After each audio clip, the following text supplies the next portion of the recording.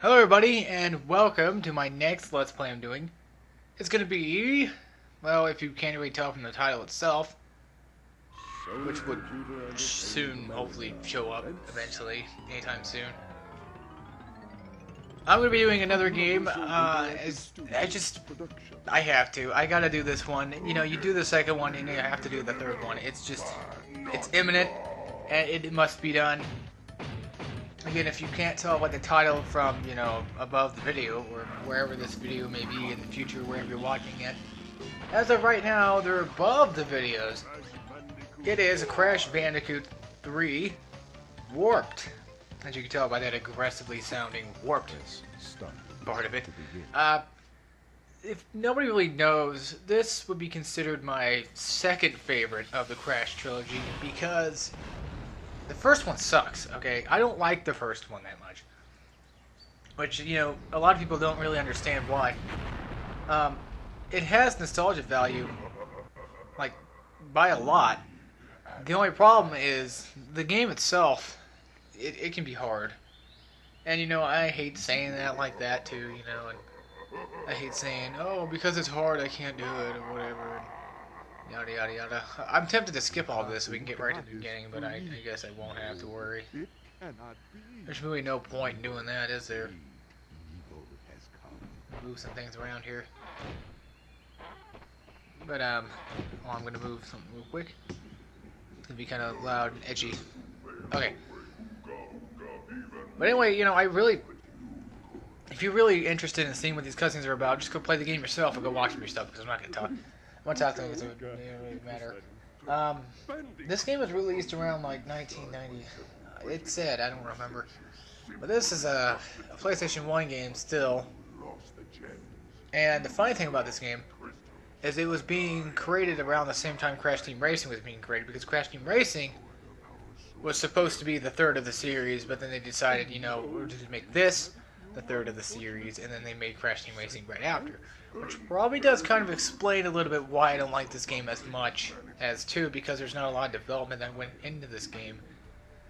There's a lot of new gimmicks and stuff, obviously. There's a ton. Okay, yeah, there's a lot of development, but for levels and stuff, this game has the worst levels I've seen for the Crash series, in my opinion. There are some really fun ones and some very memorable ones, too. And of course, you know, you got the memorable bosses of this game, and the characters. This is a very distinguished Crash Bandicoot game. This is obviously the best of the three, but in my personal opinion, I don't like this one as much as I do, you know, the other ones. That's just me being me, you know. I'm always going on about how this affects this, or this affects that, or whatever it may be. But this is a long-ass cutscene, I swear. Oh, it's a very long cutscene, that's for sure. But yeah, Naughty Dog had a contract with Universal Studios or whatever to make to make 3 Crash games, basically, and again, Crash Team Racing was technically supposed to be the one that was supposed to be made, and they decided to went on to this. I don't really know why they decided to take change to a platform game. Man, that's all Naughty Dog's deal is. Nothing I'm gonna deal with, but starting off the bat here, we're gonna be going into the medieval levels, which you'll get to see in a minute. Basically, this is your same concept for a Crash Bandicoot game, no matter what. But there's one thing that's different about it. This was released around the time when the analog sticks of the PlayStation 1 started becoming more available, especially since Spyro the Dragon started off with, you know, analog sticks as well. What the hell? I died already. Oh, you guys know it's gonna be a great series already just by telling that I already died. I mean, come on, give me that. Oh well, but anyway, you know, there's a lot of new things, I guess. The only new gimmick right now is the analog sticks, which actually becomes more in handy, especially for this game. But I still do prefer using the directional buttons. But I'm going to be using the analog sticks just because there's some levels I have to use the analog sticks on. And I figured, you know what the hell, why not just use it in general? But maybe this Let's Play might change my mind. I feel like it might do something to this game for me, because I just don't really care for this one as much, I guess. 2 is my favorite of the 3, and I decided, you know, what the hell, get this one over with. But I was actually trying to do Ed and Eddie just recently, but I couldn't seem to get the PlayStation 2 to really work or anything like that with my recording device. It just wouldn't do what it wanted it to do. But if anything, there's a lot of new changes I gotta explain. The first change is pretty apparent. It's basically the HUD screen. The HUD screen right now, you've got this box counter, which back in the previous game, you know, if you collect a certain amount of boxes, it will show you how many boxes you have collected, but it won't show you how many there are. In this game, it shows you how many there are and how many you collected. Out of how many there are, I guess you could say. And not to mention, the bonus levels don't actually look like shit. They actually look like part of the level now, which is really nice to have. I mean, seriously. You know, it's funny how I'm starting to praise this one a little bit more right now than I will be in a minute. Trust me, you're gonna find out in a minute what the hell. You're gonna find out why exactly I don't like this game as much as I like the second one, per se. Which is gonna become apparent very soon. And you're gonna see why I don't like the levels in this game. But Toad Village is actually a really good start. It's like, you get to Toad Village, you're like, oh, this game's kind of impressive. You know, this is something new. This is pretty cool. I like this design. What the hell is that? As you jump into the second level. And then, as soon as you warp to the second level, you get a new level design, which is the underwater levels. Oh my sweet Christ! These are not actually as bad as I used to think. God damn it. These are not as bad as I used to think they were. They've gotten better over the years, I gotta admit it, but just in this one, I don't know. This one probably has the better water levels because it's the first of the water levels, and I don't have to deal with all that crap. I don't know what's with me. I mean, I just got done doing Crash Bandicoot 2, and I'm trying to use the analog sticks. I'm not very good with the analog sticks, which is kind of surprising coming from the fact that, you know, this game's designed to be around the analog sticks. What the fuck? Are you freaking serious? I didn't even see him there. This is bullshit. I know this is. This is not going very well. I really hate this game. Yeah, I didn't even see that dickhead there. I really did not see that dickhead. I knew he was there. I just didn't see him. But yeah, it was either this or Spyro 3. So be glad I picked this one. But I don't know. This game holds value to me. Just not as much. But there's one thing about it, though, is they like to use a lot of non-platform things, I guess you could say. Non-platform elements in this game. Yeah, this game became the less of the platformer and more of the oddity. Which probably does explain half the freaking levels in this game, again, being created at the same time Crash Team Racing was being, created. Right, I believe that Crash Team Racing was, the development of at the same time.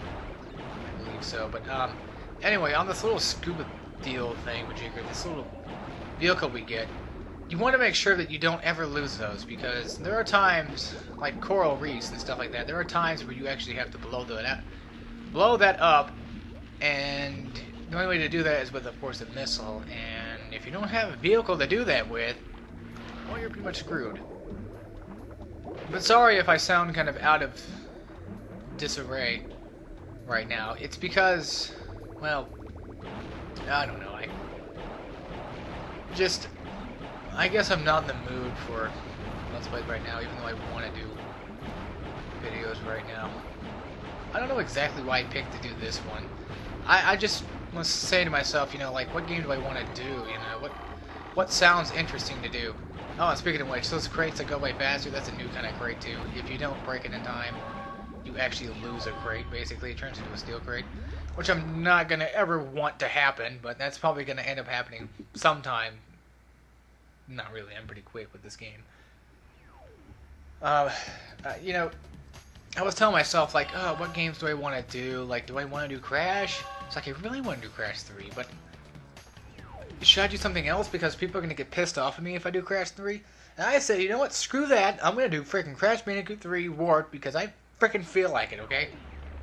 Because why not? the more I play this game, the more better I feel about it. It's kind of strange and kind of funny too. Is I play all these games, you know, and I have my likes and dislikes about games. Like, for instance, Spyro 2, you know, I didn't like that as much until I played it as a Let's Play. And this is what Let's Plays help me with, is they let me figure out exactly what I do like and don't like. They let me explain what there is to explain about it. You know, it helps me figure out exactly what I don't like about it, because I can't just say, oh, I don't like Spyro 2 because I don't like it. No, I have to not like it for a reason. And that's probably gonna be the same thing with Spyro 3, which is probably gonna end up being, you know, like, I don't give a shit. You know, I have a pretty good feeling about that. That's gonna be the, I don't really care about this. But when you do a Let's Play and you play it on your own, it's a whole different deal. It feels like to me, whenever I do it at least. Like with Crash Bandicoot 1, you know, it's like, oh, I actually kind of like this game. And then all of a sudden, I start Let's Playing it and realizing exactly how long it takes to beat and all this other stuff. And I'm like, oh, this game sucks. I just don't like it as much as I used to, it seems like. Now, my Let's Plays of this stuff don't actually ruin... They don't ruin anything. It's just... I really don't feel like spending a lot of time in one game. I want to go on to a lot of other games and experience those. But I know I didn't explain much detail about that, but do I really have to explain a lot of detail about that? That was a Coco level, everybody. Yeah, that was a Coco level. Coco, Crash's sister. You know, from the second one that we didn't actually introduce very well because I kept skipping all the cutscenes and stuff like that. She's going to be in this game, not as much as Crash, but just as much as... Okay, close enough to... Screw it! She's like in every world, almost. Sorry I'm so talkative. I'm just wanting to get this energy out of me right now. Anyway, back on topic here. Or not really. Crash Bandicoot Warped actually is a different idea than Crash Bandicoot Cortex Strikes Back, because instead of being just a whole bunch of warp levels you go to, which it is, trust me, the levels are designed that way, that you experience it the same way as Crash 2, but there's an idea where the whole game's designed around the fact of, like, time travel and stuff like that. Oh, Jesus Christ! But, yes, it's designed the fact of time travel. And that was kind of an interesting idea. But there is one thing, though, you gotta be very careful of. And since this is Crash Bandicoot, it doesn't really matter, because this is a game, it doesn't really matter. But when you're making, like, a TV show, or what was it, something, if you make something, you know, with time travel, you have to at least do it right. And this game does a pretty good job in the fact of time travel, because it shows off, like, different, you know, time periods. It's not really like Crash actually legitimately travels through time. He just goes through different time periods and stuff like that. And also, I feel like Crash is really fluid and very functional in this game. Only problem is sometimes that actually ends up being too much of a problem too. Is I'll sometimes jump and then, like, he'll go, you know, I'll try to stop myself from jumping forward. And then he'll, you know, fly completely forward in general.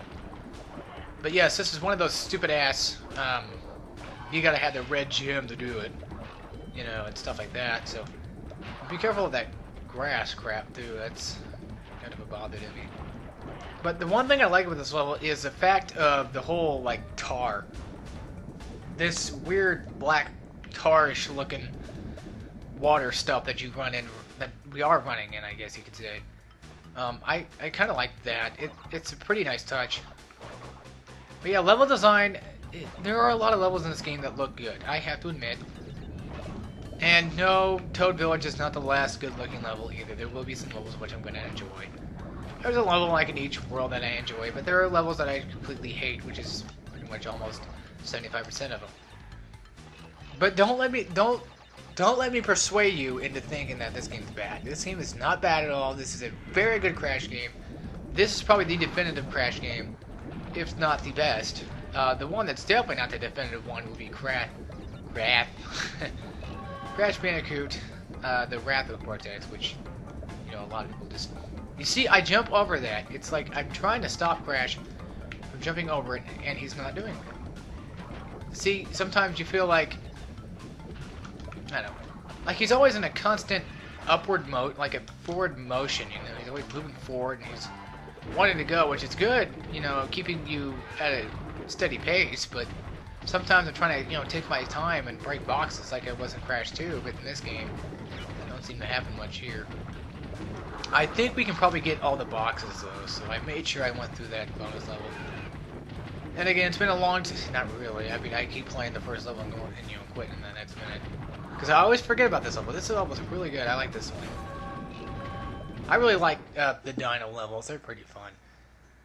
But I think that is probably more likely. Yeah, this is going to be the end of this episode. This was a pretty good end-all, be-all episode. What I could do instead is finish the last level, or I can just do it next time. I'll probably just do it next time. So anyway, guys, I hope you all enjoyed this, and I hope you all enjoy this series as much as I'm going to probably enjoy this. I'm having fun. Maybe this Let's Play will change my mind on this game a little bit more. But back then, I used to like this game, but now it's kind of, yeah, we'll find out for sure. So I'll see you all then. Take care, everybody.